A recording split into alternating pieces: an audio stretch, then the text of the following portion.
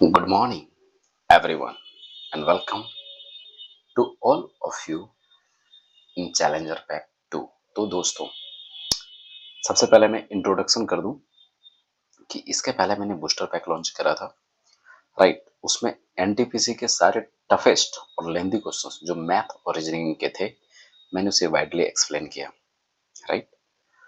तो booster pack जिनकी answer की लेटेस्ट में रिलीज होती है उसके बारे में बात करता है। वहीं चैलेंजर पैक ठीक इसके थोड़ा सा अपोजिट है, मतलब अपोजिट तो आप पूरी तरह से नहीं कह सकते।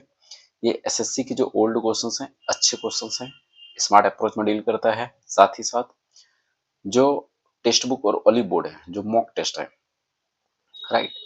तो जो लेटेस्ट पैटर्न चल रहा है और जो उनके अच्छे क्वेश्चंस हैं, उस क्वेश्चंस पे यहाँ पर वाइडली हम डिस्कशंस करते हैं, राइट। तो सबसे पहले हम आपको क्वेश्चंस दिखला देते हैं। चूंकि चैप्टर वाइज मैंने स्टार्ट किया है और मॉक टेस्ट के भी क्वेश्चंस हैं, तो चैप्टर वाइज में फिलहाल टाइम एंड वर्क चल रहा है, क्योंकि इजी है तो थोड़ा मजा आता है शुरुआत में, राइट। तो ये दो क्वेश्चंस टाइम एंड वर्क के हैं, क्योंकि आप देख लो क्या है नहीं है, मैं इजी नहीं कर सकता, नहीं टफ कर सकता हूँ। तो ये दो क्वेश्चंस अब प्लस ये क्वेश्चंस टेक्स्ट बुक के हैं, ये क्वेश्चंस भी मॉक टेस्ट के हैं। अब टेक्स्ट बुक नहीं बोलूंगा, मॉक टेस्ट के हैं, जो कि लेटेस्ट पैटर्न पे चल रही है, राइट। तो इसके बारे में हम बात करेंगे, ठीक है। तो ओनली 4 क्वेश्चंस, क्योंकि सेशन शॉर्ट चल रही है।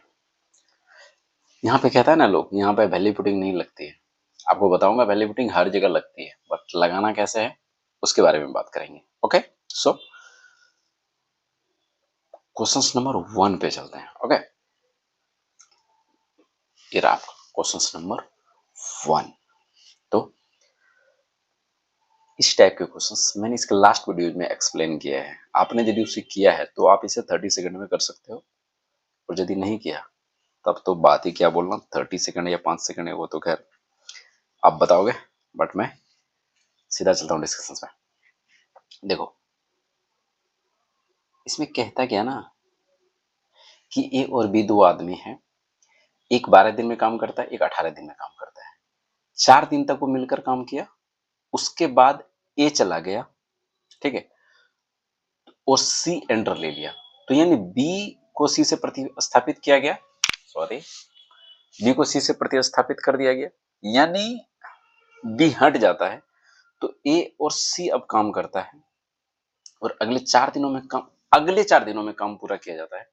तो सी अकेले उस काम का 50% भाग कितने दिनों में करेगा, राइट। सुनना, ए कितने दिन में कर रहा है, 12 दिन में। बी कितने दिन में कर रहा है, 18 दिन में। आपको पता है ये टाइम है, यहाँ पर एलसीएम लेते हैं हम लोग, जो टोटल वर्क होता है, टोटल वर्क में टाइम से डिवाइड करोगे, इफिशियंसी आएगी। एग्जाम में टाइम और इफिशियंसी नहीं लिखना। और ये 18 दूना 36, कोई दिक्कत नहीं होनी चाहिए, ठीक है। अब ये बोलता है कि वो लोग ने 4 दिन काम किया, ए और बी। तो ए और बी का जो एफिशिएंसी है टोटल कितना हो जाएगा, 5 यूनिट। कितना दिन काम किया है, 4 दिन, करवा दो, 5 के 20 काम हो गया। अब जो रिमेनिंग काम कितना बचेगा, चूंकि 36 में से 20 यूनिट हो गया ना, 16 यूनिट बचा। अब इस 16 यूनिट को ए और सी करेगा, ये देख लो, ए और सी करेगा 4 दिन में। ए का तो एफिशिएंसी हमको पता है, ए का एफिशिएंसी कितना है, 3। 4 दिन में करेगा, तो यानी 3 चौकी 12 यूनिट ए कर देगा। ए कितना यूनिट कर देगा, 12 यूनिट। तो क्या ये मैं बोल सकता हूं कि सी केवल 4 यूनिट काम कर रहा है, सी केवल 4 यूनिट काम कर रहा है, कितना दिन में, 4 दिन में। यही बोला ना, सिर्फ 4 दिन ही तो काम किया है सी, 4 दिन में। तो ये भी तो हो जाएगा कि सी 1 यूनिट काम को 1 दिन में करेगा। लास्ट लाइन पढ़ेंगे ध्यान से, नहीं तो फंस जाओगे। सी अकेले उसी काम का 50% भाग कितने दिन में करेगा, 50% काम कितना है? 36 है टोटल। 50% यानी आपको 18 यूनिट काम पूरा करना है। 18 यूनिट। तो जब 1 यूनिट हो रहा है 18 यूनिट, तो ये डेज भी तो हो जाएगा 18 दिन। और इस प्रकार से सी 50% काम 18 दिन में करेगा। आवाज थोड़ी सी आपको रोबोटिक फील हो रही होगी क्योंकि सर्दी बहुत ज्यादा हो गया है। ठीक है, so sorry for that. Next पे चलते हैं। पहला क्वेश्चन को हम इजी मानेंगे क्योंकि डिस्कशंस में कर चुका हूं, राइट। ये जो क्वेश्चन है, ये थोड़ा सा, एक सेकंड यार, थोड़ा सा मिस्टेक हुआ है कुछ।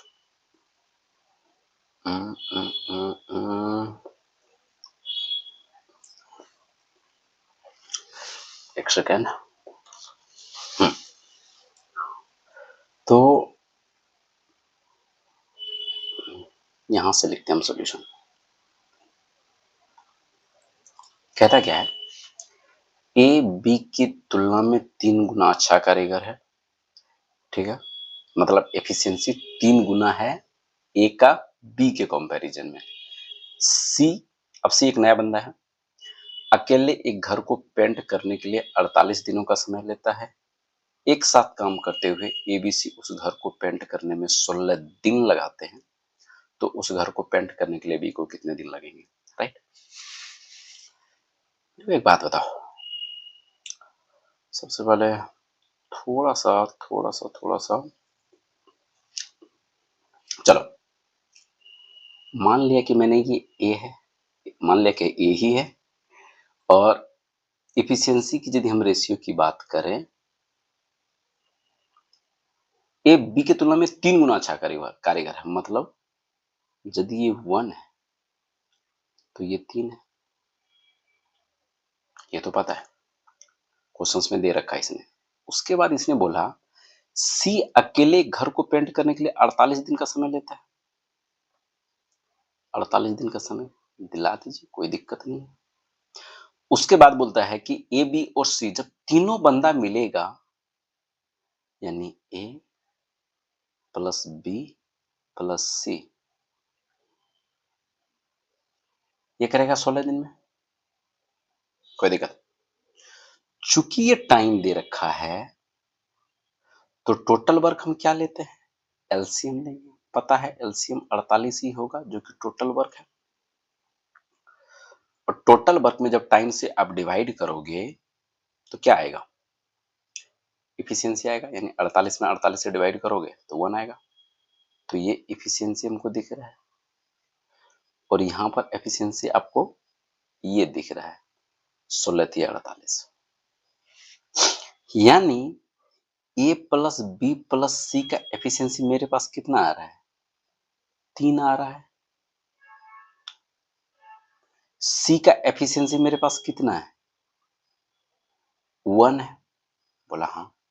जब सी का 1 है तो क्या ये मैं कह सकता हूं कि ए प्लस बी का एफिशिएंसी 2 होगा? बस यहीं पे थोड़ा सा कैच है और ज्यादा कुछ नहीं है, इसलिए मैंने लिया। तो ए प्लस बी का एफिशिएंसी कितना हो जाएगा? 2। लेकिन मैंने जो माना है कि ये ए 3 यूनिट है एफिशिएंसी और बी 1 है। क्यों? क्योंकि ये क्वेश्चंस में दे रखा था कि ए का जो एफिशिएंसी है बी से 3 गुना है। तो ए प्लस बी की वैल्यू यहां पर तो 4 आ जा रही है, 3 1 4। लेकिन यहां पे क्या आ रहा है? 2 आ रहा है।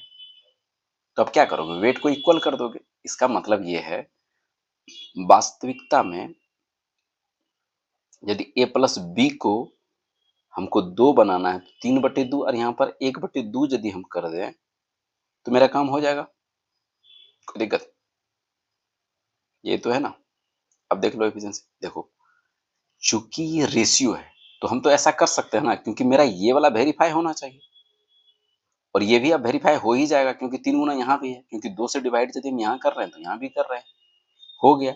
ए का एफिशिएंसी इसलिए 3/2 है और बी का एफिशिएंसी 1/2 है।